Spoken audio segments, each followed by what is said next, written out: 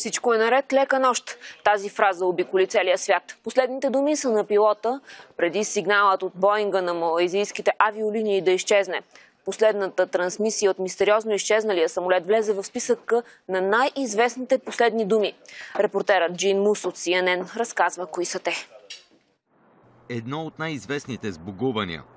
На добър час, Джон Глен. И едно от най-известните прекъсвания.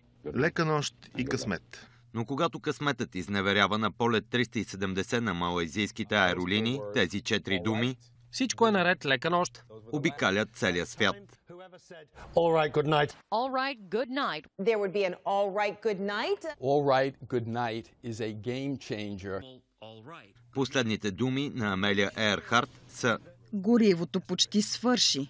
Тя се опитва да каже къде точно се намира и това е последната й трансмисия. Самолетът й никога не е открит, както не е открит и самолетът на малайзийските аеролинии. При Титаник последното послание е изпратено на Морзовата азбука. Операторът отказва да напусне своя пост до последно, както е показано във филма Титаник.